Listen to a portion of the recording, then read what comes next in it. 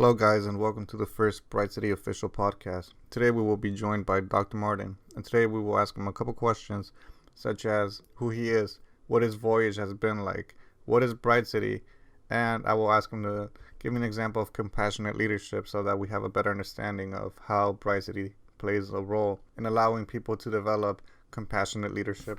We're seeing that this is better. Also, Yeah, they're totally. extremely convenient. I mean, I'm just on my phone, basically, that's it. Yeah, there's no reason to use a computer or anything. It's like that's why I was like, yo, we should just be using this because that way, anyways, it is cool. We're making progress. There's no reason to use anything besides Anchor, ain't that right? That seems to be the case. I mean, you can splice, you can edit, you can add music, all that good stuff. People want to know, who are you? Well, Alan, thank you so much for having me today. My name is Daniel Martin. I'm an associate professor in the School of Management at Cal State East Bay. I also was a visiting faculty member in the School of Medicine at Stanford University in the Center for Compassion, Altruism Research and Education. And I'm also a visiting faculty member at EDOR, which is a research institution in Rio de Janeiro in Brazil. All right, that sounds interesting. Well traveled, it seems. Well, we get around, luckily. There's a lot of interest in these kinds of ideas. I don't think it's because of my efforts, but people want to learn how to treat each other better and be treated better. So it's a great time to talk about this Understand? stuff.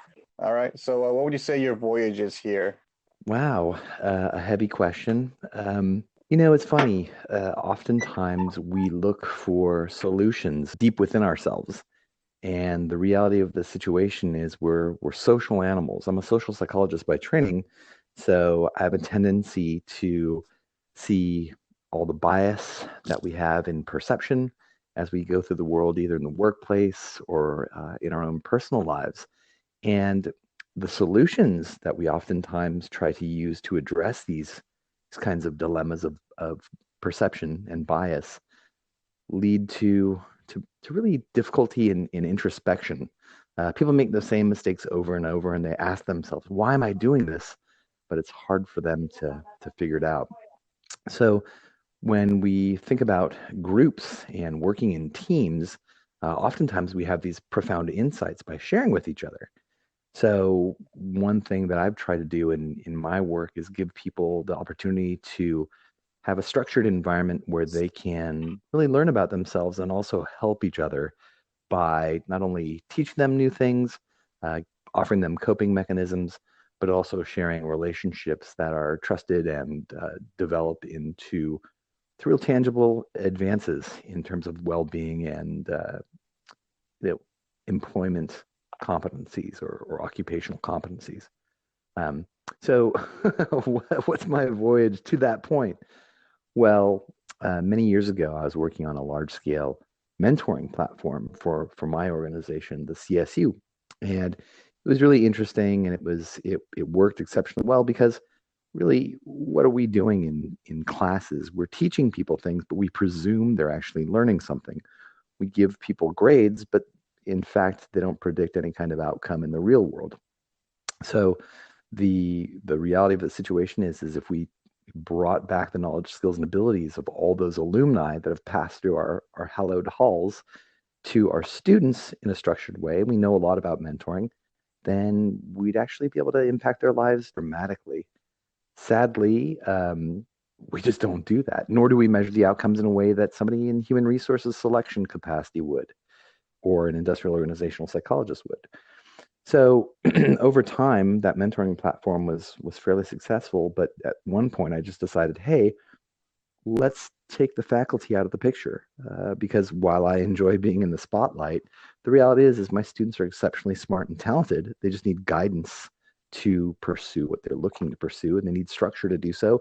And more importantly, or potentially as important, they need to know that they've acquired the skill, knowledge, or ability that we purport to offer them in the academic setting.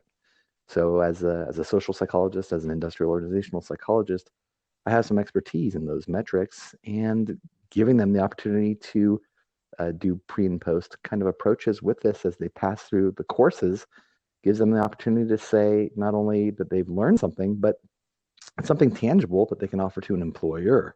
And that's something that that nobody else is really doing right now.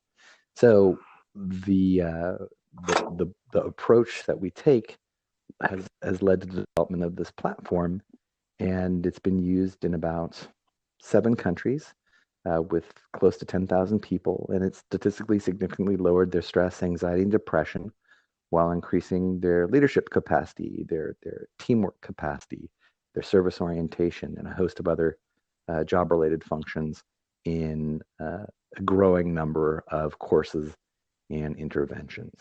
And I'll stop That there. is, but I That's a lot. appreciate that. That's very intriguing, interesting, and I think that's you put a lot of thought and effort into that. So, next question, of course. Next Thank you. question: what is Bright City for people who don't know? Because Bright City just sounds like a city full of lights. Is that what Bright City is? It's Paris, man. It's exactly what it is. So the Bright City is kind of the extension of all the research that was done to create a venue for people to leverage social capital and turn it into those kind of tangible outcomes that we were describing earlier, the competencies for occupations or the psychological well-being.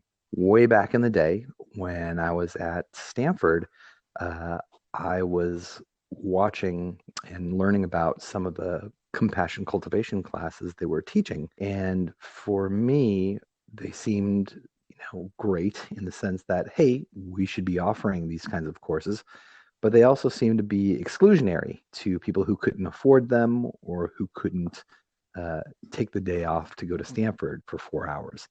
And that really represents the majority of people that I work around, my students, and the majority of people who can't afford to take a day off or can't afford to, spend a copious amount of money learning about this stuff. So I thought to myself, how could we make this cheaper? So over the course of time, Bright City was a natural extension of validating the model of peer-to-peer based experiences and structured opportunities for people to exchange these deep understandings of the growing science of compassion. So our first classes were all around compassion, but as time went on, uh, it really became clear that this model could be leveraged in a host of different directions, whether strictly towards well-being, like we've done with doctors and nurses throughout California, or in terms of developing occupational capacity. And I want to elaborate on that for a second because really, when it comes down to it, as two people are developing their occupational skills, they're also developing organizational culture. And one thing that you rarely see in organizational interventions is the development of commonly shared values and commonly shared lexicons. And in fact, what we're doing is giving people the keys to their own cars and letting them drive. But in doing so, we're letting them really appreciate the depth of the lesson because they're the one producing it. All the answers were already inside them. There just weren't very good tools to extract that and then to share it and then to validate it. So this is really important for a couple of reasons. One, just proof that a training is working is really important and often left out of training and development or education because it's expensive to evaluate these things. But more importantly, when we think about organizations, be that academic, government, or business, organizations are streams of data. And when you have individual level data, you can link those individual data to financial data, human resources data, uh, customer engagement or engagement surveys, customer service, clinical outcomes in hospitals. And this is really interesting because suddenly you have a tool that you can use not only to impact individual capacity, but you also have a tool that can be used for organizational interventions. So I know that's long winded, but Bright City does all those things. And it does all those things in a really succinct way that leads people towards a lot of psychological well being and growth. And me personally, I've used Brightsity. This is my second time using Brightsity, and I would agree. You know, the way that it incorporates everything, it's very seamless. There's no bumps in the road. Everything just kind of flows together, and then at the end, you have this experience of, oh wow, not only did I learn this, but there's also all these aspects that you mentioned. The partners that I've had myself, we actually end up becoming close friends. So that was something I did not expect, because whenever I do any kind of group work or teamwork or with a partner in any college class, after that, project is over, I never see them again. And that's about where it goes. It's a funny thing if you give people the opportunity to see their the humanness of their partner. Suddenly it's easy to see how people could become friends. That's not the intention, but it certainly is an outcome that we find quite frequently, in the sense that human values are universal. If you give people the opportunity to share their values, suddenly people who would normally not hang out together, be that because of age or perceived ethnic background or ideology, suddenly they realize they're doing things differently for the same reasons. And it's really beautiful. It's beautiful to watch those relationships flourish, and people being responsible to each other, and trusting each other in a non-judgmental, non-hierarchical way. Now, one of the courses that you have emphasizes compassionate leadership. Would you be able to give us an example? Yeah, sure. So, the interesting thing about compassion, um, oftentimes people think of compassion as being something that's very weak or very indulgent, in the sense that it's just people being kind to each other. But really, when you think about compassion, it's one's capacity to witness suffering, either in another person or oneself. It's the empathetic response to that, meaning feeling that person's pain, and then actually doing something wise to address it. And I want to elaborate on each of those things really quickly. Examples: the ability to witness something, the ability to be aware of something, really refers to people's mindfulness. So there's an element of mindfulness that's important here. That's certainly not enough. I mean, we can be aware of a lot of things that are happening around us and not do anything about them. And the same thing really goes for empathy. Empathy is a wonderful compartment or a component of being human, but at the same time, you just are wallowing in empathy and not doing anything. You feel horrible. You just become depressed with all the around us in the world. So the reason compassion is important is because it's actually doing something to address the suffering. So oftentimes people say, well, how does that relate to work, or how does that relate to leadership? Well, in the workplace, you see suffering all the time. You may have a colleague, maybe you see a younger employee or someone who's new on the job, and they need mentorship. In essence, that's being aware that they're having a tough time. It's feeling bad for them, remembering where you were in their position, and then doing something about it by giving them some guidance and then supporting them through their tough time and their transition. So when it comes to compassionate leadership, the thinking is that, what are we doing through any organization? We're seeing the needs of our clientele. It could be their suffering, whether that's you're in a sales position and somebody comes in for a particular thing they can't find someplace else. It's being understanding that, hey, this could be something that you relate to empathetically, and then it's doing something about it. And that's where the guidance of a leader comes in. That's where the strategizing of a leader comes in, to really address not only the suffering of their clientele, but also of their employees. And one thing that's really critical to understand here is that being that they really enjoy, that they're suited for, or that they believe in or offer meaning.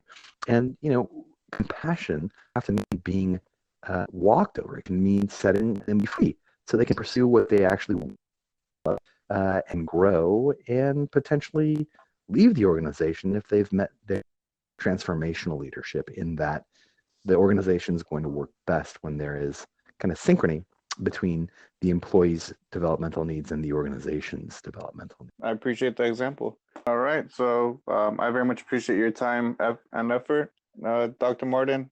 You've given me a lot to think about, and surely the listeners will also have a lot to think about. And, hopefully we could have you on again on the podcast once Brightsity starts rolling a little bit more. That sounds totally great, Alan. I really appreciate your time and would be happy to come on back. All right. Thank you. Stay safe. Thank you, Alan. Take care. You too, man. Be good. Bye-bye. All right. Thank you guys for tuning in to the Brightsity podcast. Throughout the next 8 sessions, we will be diving into one of Brightsity's packages, Compassionate Leadership, with perspectives from participants, experts, and share some of the personal outcomes associated with it. Please join us next time for more insights. Thank you.